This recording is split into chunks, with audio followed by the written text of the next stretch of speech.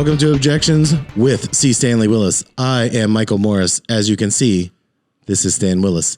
How are you? I'm fine. You look tired, Mike. I had a long evening with my daughter, her quinceañera that we did 5 months after the fact, and I will explain why we did it late.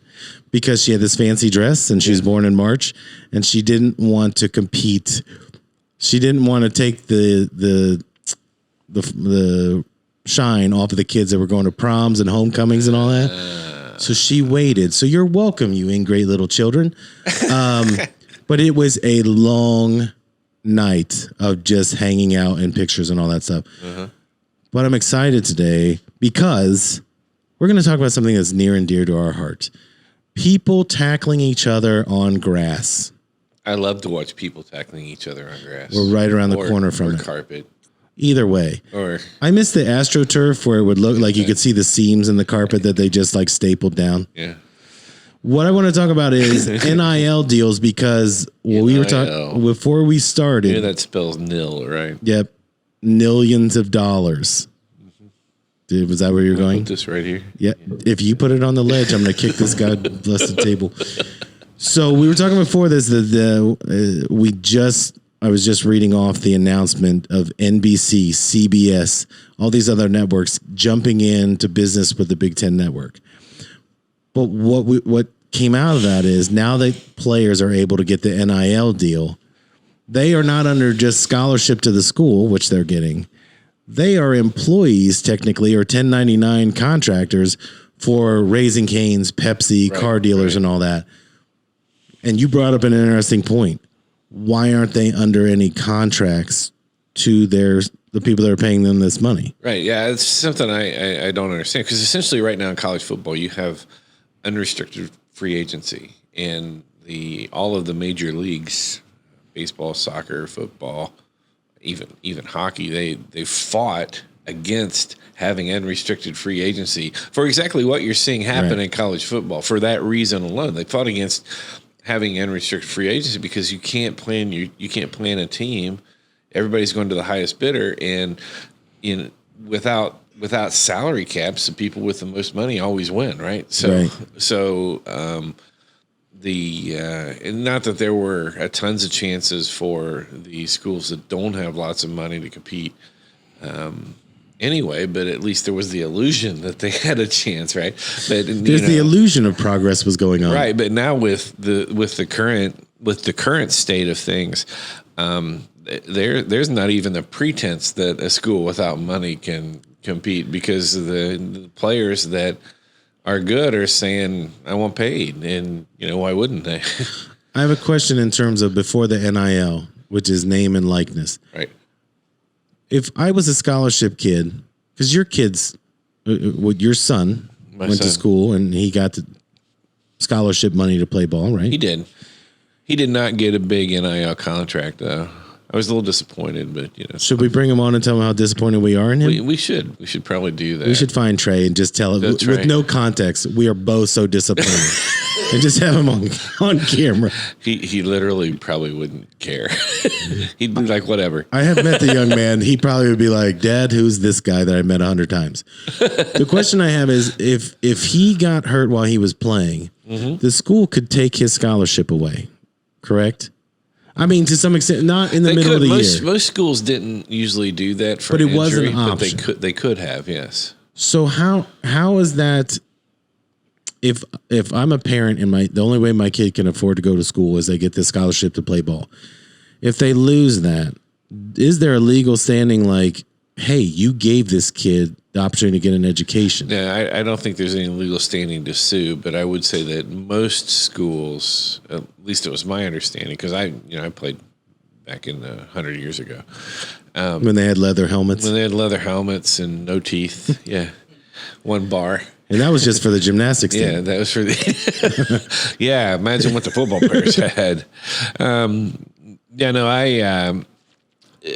My understanding was that most schools would not, for a true medical reason, like you got hurt in practice or in a game or something like that, they wouldn't pull your scholarship. But it still was an option to pull it. The reason I'm asking this question is now the quarterback at LSU, Brian Kelly, leaves Notre Dame, goes to LSU, and the kid that was projected to start lost the starting position.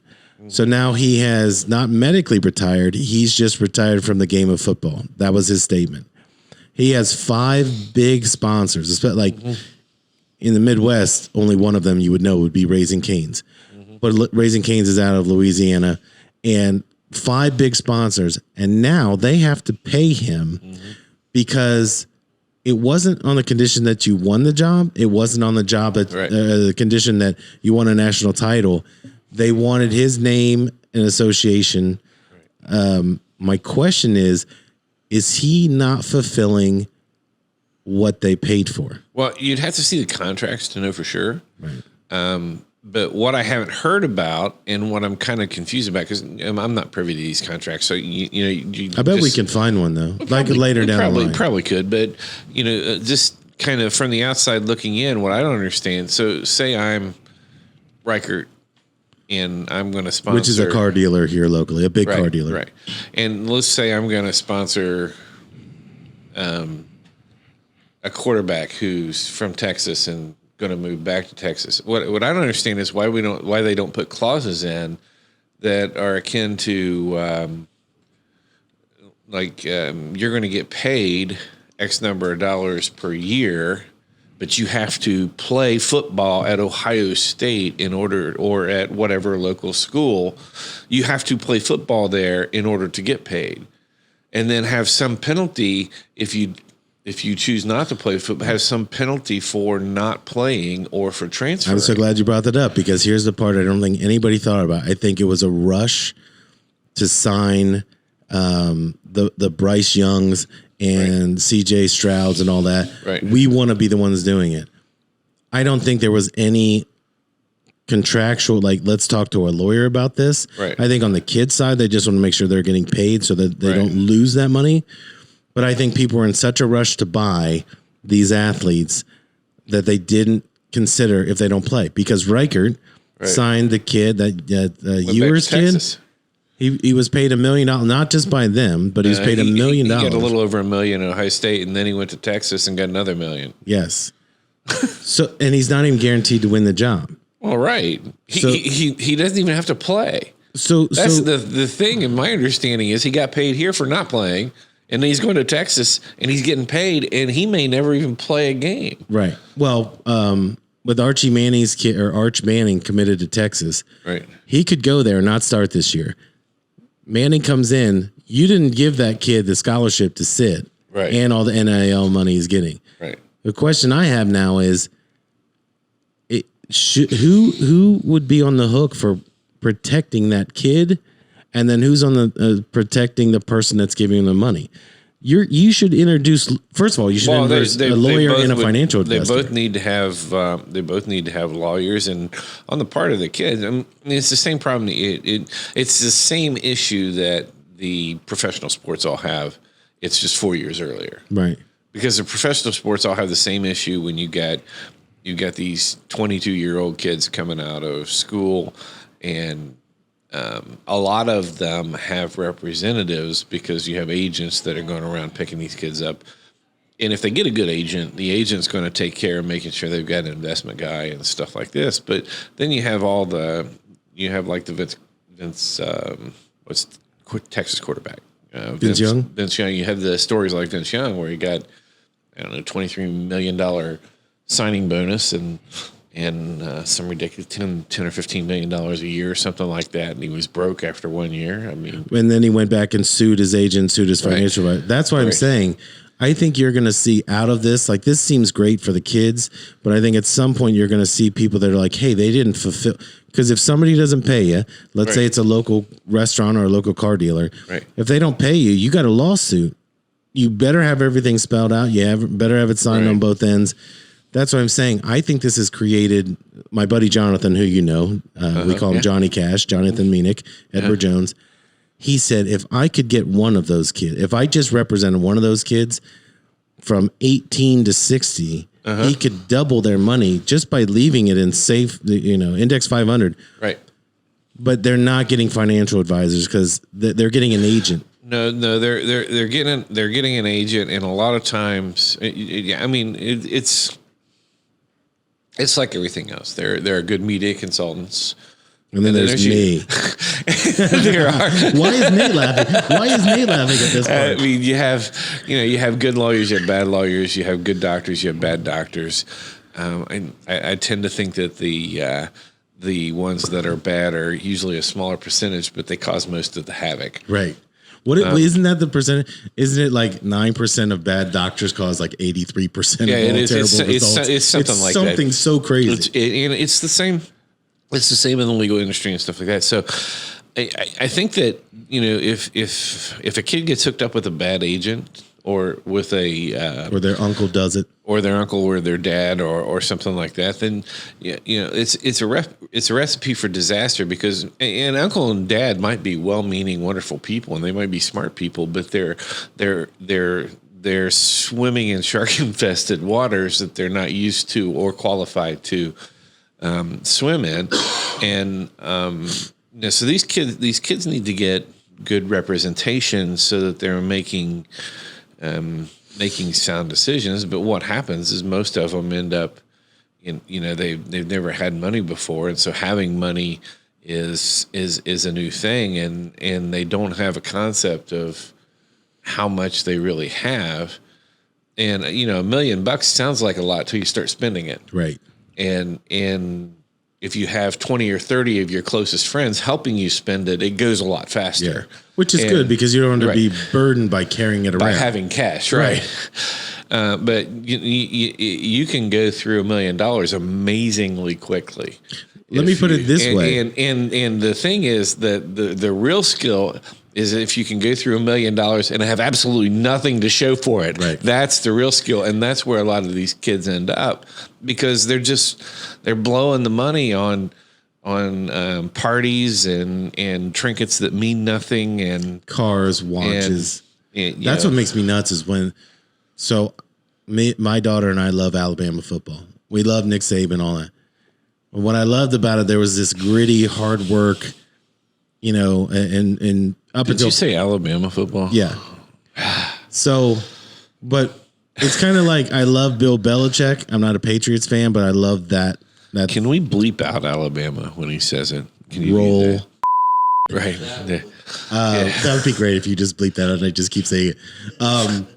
What was so depressing to me. You're talking about the detergent Tide, right? Yes, absolutely. It gets stains out of your collar. But I'm watching Nick Saban up there, and I'm seeing Bryce Young, and he has diamond rings in the size of like a gorilla's knuckles, and this and huge chain, and I'm like, what he's wearing costs more than my house. Oh yeah, yeah. And he's a freshman, and he won the Heisman, and it's like those kind of things where you're seeing this kind of new wave of finance coming in. But we all know with more money comes more aggravation, and at some point, you're going to see a kid get a deal based on being a starter, because as you're saying, these are going to evolve over time, and they lose the starting job, and they're going to sue the coach of the university because you're costing me $4 million because I'm not the starting quarterback. I think you're going to see those things, but I think the introduction of putting this outside money that's not from the school is going to cause more legal problems for universities. Well, yeah, and then to throw a real monkey wrench into this, what we were talking about before, the proposal that the football basically secede from the NCAA. Well, yeah, we were talking about that off the air, so we should bring it up. So what I was saying to Stan is Greg Sankey from the SEC, who basically this is calling the godfather of college football at this point. They're making these massive conferences with the Big Ten, the SEC, and they're kind of raiding other conferences. Now college football wants to leave the NCAA and be run as its own organization, which essentially makes it a professional sports organization. Right. What I find interesting about that is that's going to happen because of the TV network deal and the money that's being pumped out. Because how this got started was I said, where does Notre Dame go? Because Notre Dame, since I think 90 or 91, has been with NBC. That's the only football they showed other than that was it, actually, because Army Navy is on CBS. Right. So now where does Notre Dame go? They're going to be the odd man out. Yeah, I think Notre Dame is probably in the 90s, there was a proposition from the Big Ten, and Notre Dame, I think, seriously considered it and then bailed. They didn't take us. Everybody thought that, at least everybody in Ohio thought that Notre Dame was going to join the Big Ten. But that was when they were really good. Right. And they got that deal with NBC, and, at the time you kind of went, well, yeah, I understand why they went with NBC, but I think at this point Notre Dame is not as in demand as they once were. Right. Because they're not. I mean, you put Notre Dame in the Big Ten or the SEC, they're probably losing 4 to 6 games. I think they're losing 6 games, depending on how long the season is. If you're gonna, and depending on which side of the conference they're in. Right. I mean, you're going to have good seasons and bad seasons, but essentially Notre Dame comes in into either the Big Ten or the SEC. They're probably, like I said, a 4 to 6 loss team most years. And the revenue they would lose. I mean, yes, it's kind of like Maryland. Right. Maryland gets paid to be in the Big Ten to get beat up like a stepchild, and they take that check and they're happy about it. But and they play pretty good basketball, so they're. But outside of basketball, let's look at their. I mean, again, their football team is horrendous. But at the time, the way to sell it is Maryland was playing Connecticut and all these other schools. Is like, look at the program; they're getting to bowl games. That was all done to get them into a major conference, and then after that, they don't put money in their football program. Their football program makes money, though. Well, and they don't need to, because, I mean, otherwise, how is Maryland going to get Penn State, Michigan State, Michigan, and Ohio State to show up and play them every other year? They're not going to get those games, and those home games make them a ton of money. Right. But isn't that kind of like you and I are like, okay, we're going to play these 7-year-olds in basketball, and we're both over 6'2". You know what I mean? Like, I thought we did that. I thought we were hooking up with Charles. Charles. We just didn't film it. I thought we were hooking up with Charles. We were trying to get Barkley. Trey to do it, but he knows how disappointed we are in him for not participating. I was kind of hoping that we could hook up with Charles Barkley and start joining some 3-on-3 7-year-old games. As long as we're playing half court, because the three of us, I don't think are legging out any doubles. Because I really think that I could throw the ball to Charles and he could score, and that would be. I think we could win basketball games. The only thing is, I think Charles weighs cumulatively what we weigh. Probably, but he's still the best guy on television. Yeah, by far, smartest guy. So, in your opinion, I know you're not this way, and I don't. My opinion. If I was a lawyer, if you were a lawyer, I mean, I am, but if I was a lawyer starting out, all I would do is hang out on campus all day to try to meet these ball players, because if you get one and you can represent them. Yeah, I mean, you don't need. I mean, the dirty little secret of being an agent is you only need 1 or 2 marquee players to make your money. I mean, if the average, what's the average NFL contract right now? 600, is that right, or something? The league minimum right now is it 6 or 8? I think it's 600,000. But I think if you're just on a roster, right? So you're not even on the 53-man roster, right? Is $240,000, right? Now, $240,000 if you live in Oakland or Los Angeles or New York is not that much, but if you're making $240,000 and you're not getting hurt, you're just on a practice squad in Cincinnati. Well, what I'm saying is that all these guys have agents, and the agents charge a percentage of the contract, depending on how good of an agent they are, I think. And so, if you don't need very many of those contracts as an agent to be making pretty decent money. Right. So if you can get 1 or 2 marquee players where you're negotiating multi-million-dollar signing bonuses and multi-million-dollar contracts, you don't need that many clients. Are you responsible for that kid, though? Is the bigger Well, I mean, question. that I think that depends on the agent, because I don't think that I don't think that every agent necessarily sees themselves as being responsible, but a lot of them. I don't think they do at all. But I think there are some agents that are like, okay, if we're going to do this, here's what you're going to do. You're going to get with this. You're going to get with this financial planner, and you're going to do what this financial planner says. Here's some limits on how you're going to conduct yourself. You're not going to do because the agent has an investment in making sure the kid makes more money, and all those things kind of play into.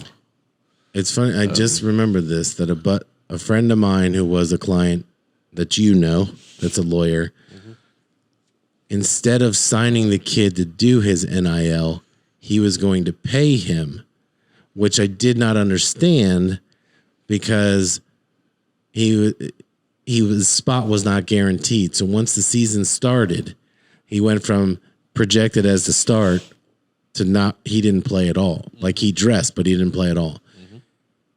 And the only thing that stopped it was the kid's dad said, don't do it. Right.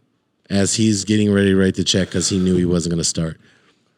I want to know how many people like my buddy that you know are going to write that check and go, oh, you weren't honest with me. You're not the starting running back. You're on the kickoff team or whatever. Right. That's where I think you're going to see lawsuits from sponsors. Some of that. And the other thing that's kind of interesting is, I don't know if you remember, but I think it was 2 seasons ago, the Northwestern football players started a push to have a players union, NCAA players union. That still has some traction. And I've heard a couple rumors that there are some teams and there are some people out there actually trying to organize that. And so, if you have a NCAA football that's no longer affiliated with the NCAA but is its own thing, and you have a players union, and you have all of this TV money and all this NIL money flying around, don't you really just now have a professional football league that's kind of feeding the?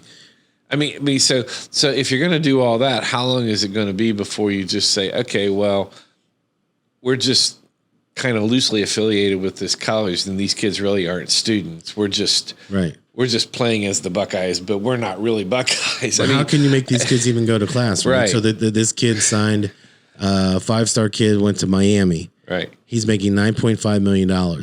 He's not even been on campus at this point when he gets this. The kid may never play a down of football, but he's guaranteed that money. Right. The other thing is, now do I want to go to the NFL right away? Do I need to get there? If I'm making, say, $4 or $5 million at 18 years old, and I stay for 4 years and I don't get hurt, I could make $20 million. If I'm a second round pick, I'm guaranteed to make $1 million. So I think that the NCAA is setting up this almost like a USFL, but we're not competing with you.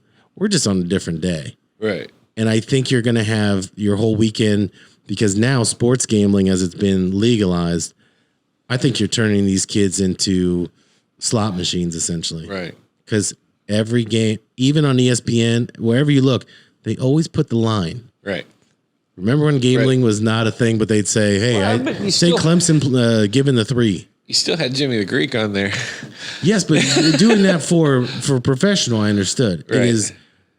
This is supposed to be about your school and about that legacy. Yeah. And at the end of the day, this is going to be who pays the most for this talent. Well, yeah. I mean, and it's. I mean, essentially, you're just watching the formation of another professional sports league, and what its relationship to the NFL is or becomes is yet to be seen. But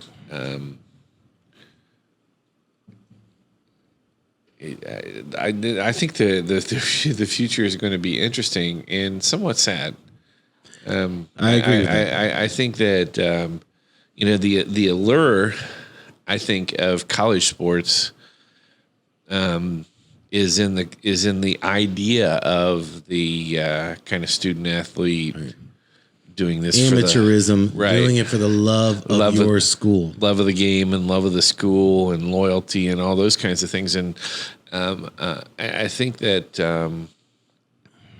that probably the NCAA could have headed all this off if not for the greed factor. They probably could have taken some steps to take care of the players a little better than they did, and keep these kinds of things from materializing. I think the ball's already rolling, and I think that if it does eventually just become another professional sports organization, in a lot of ways, at least for me, and I know a lot of people that I've talked to, it kind of loses its allure. I mean, it kills the dream of what Right. college athletic. You Right. know, if I know that Kentucky has 5 guys in basketball that are making $3 million that probably could be in the NBA right now, it kills the whole idea of anybody could dream and work hard to do this. right. Now it's survival of the fittest, and that's not.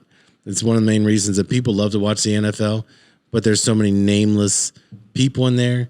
You're watching. A lot of people watch it for fantasy football, and that's what really kills sports is when it comes down to just can I gamble on it. Well, and I like for me personally, and I don't think that I'm abnormal in this sense. Okay. In this particular Clean that sense. up. I in a lot of other senses I'm very abnormal, but in the sense that for me in the